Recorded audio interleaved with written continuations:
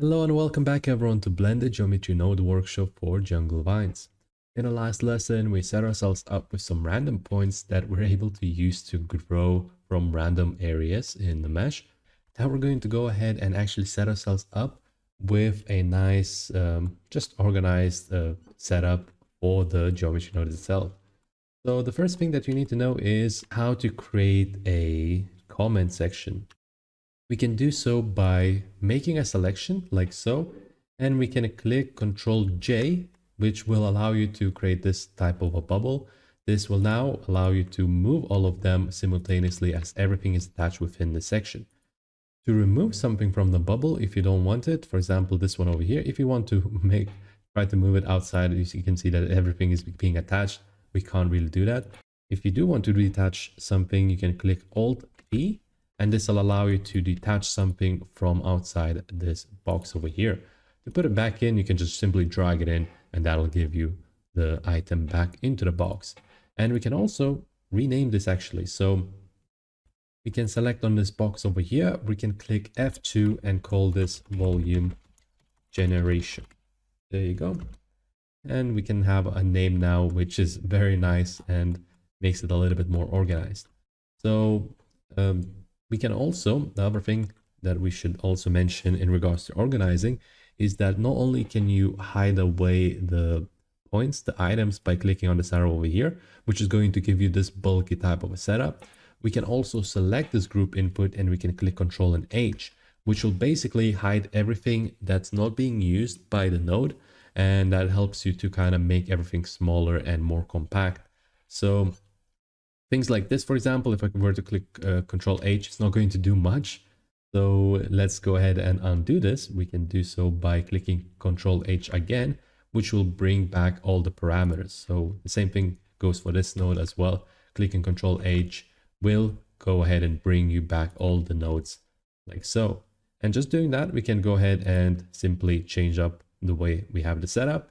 The other thing that I'd like to talk about is if we have some, for example, lines that are going across, some attachments that are going across the nodes, we can hold shift and drag it across the line, which we already mentioned in the previous lesson. And whilst this is being selected, we can click G and move it to the side. But what we didn't talk about is a bit of an additional type of positioning for them. So for example, if I have two of the lines, we can do it like so. We can grab ourselves a second line.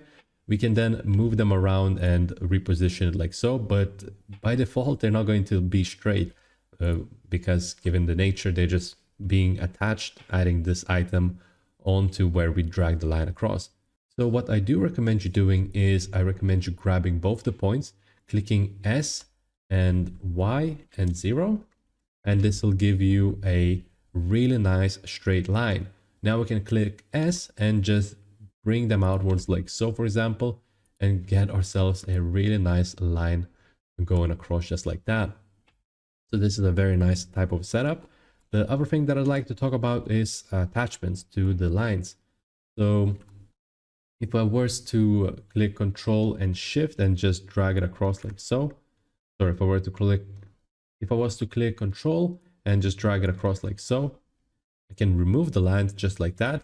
But if I click and hold Shift and drag my right mouse button across, I can combine these lines, those two together. And because it's coming from the same section, it's basically going to give me this point over here. And this also helps us to kind of clean up the overall noodly type of setup, which we would otherwise have.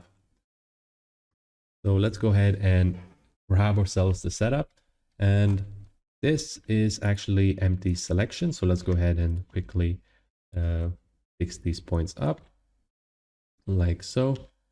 And I'm going to go ahead and actually grab these and deselect this point over here and maybe put it up onto the side just like that.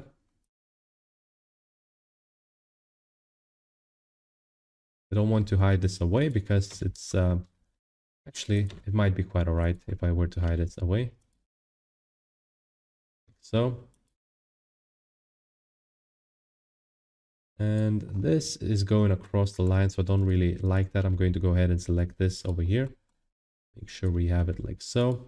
Now I'm going to click Control J to make a new box. And we can go ahead and call this empty selection. Like so. And now that I think about it, it might be better to get a reroute node from here instead of from the bottom, as it would look better, a little bit better at the very least. So I'm going to go ahead and do that. I'm going to hold Shift, drag my right mouse button, and just simply reattach it like so. And this, we can just keep it as is, just like that. This is going to look a little bit better. In regards to just reading how the geometry node is set up, if you want to make further adjustments, I do recommend you taking time and polishing up the cleanup overall. It is a bit of a hassle when it comes to this kind of stuff, since we're pretty much done with this part, but it really is useful, especially again when we come back in the future and we try to think on what we did in the past. We try to determine what it's like, the setup. It really is useful to have everything properly set up like so. So this part at the bottom is going to be, we can select it all, click Control J, and we can call this one random selection like so. I might just hide this off to the side. Don't really need this to be like too big. There you go. And the rest is okay. We can also add a bit of a control over in this section over here. So counts, it would be nice to have control over the amount. Let's go ahead and do that. I'm going to go ahead and create yet another integer, another value, which is going to be an integer, not a float. Let's go ahead and do that. So we wouldn't get a leftover. It's actually just the value itself. And minimum, we're going to set it to 0. Maximum, I'm going to leave it as is. It really depends up to your user. And now let's go ahead and actually, we can see that once it's hidden, even though we hidden everything away, because we created a new integer, a new value, it's going to pop up in every single group input, which is a bit of a nuisance. So I do recommend you doing cleanup towards the later stages to avoid that kind of a situation. And let's go ahead and grab the socket. Well, first of all, let's rename this. So let's go ahead and double click, call this start count like so. And there we go. We're going to get ourselves a nice setup for the amount. So that's going to be going in count like so. Of course, it's going across this line. We don't want this. We're going to hold Shift and reposition it like so. Select both of them as Y0 like so. And I'm just going to move this as X and move it to the side just like that. All right, this is much better. Now we also want to add a seed value over here. So otherwise it's not going to give us good control over the randomness. And I will increase the start count a little bit so we can see what the seed does. It basically randomizes the position, and there are multiple areas for where we can control the seed. And actually I will go ahead and do that. I will create a new group input, selecting this, clicking Shift and D and putting it off to the side.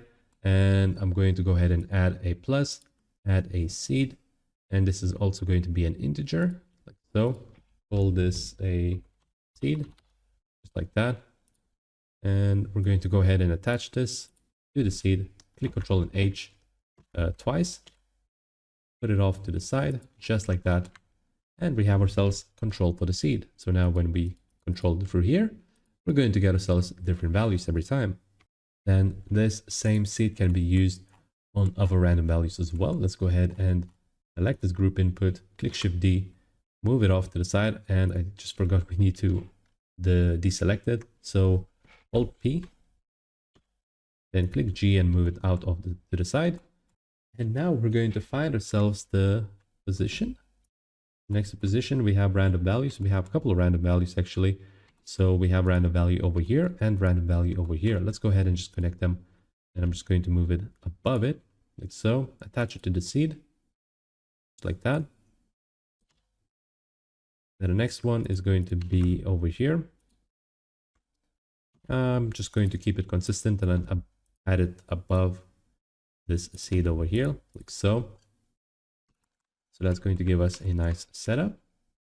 And we also have another random value over here. Again, we can control the seed of this random value, like so. So that's pretty much it for the seed. We still have to finalize to clean up this area, and I do want to also add a boolean switch over here to control the ability to go between the random selection and or empty selection. But I think we're going to continue on with this in the next lesson. So thank you so much for watching, and I will be seeing you in a bit.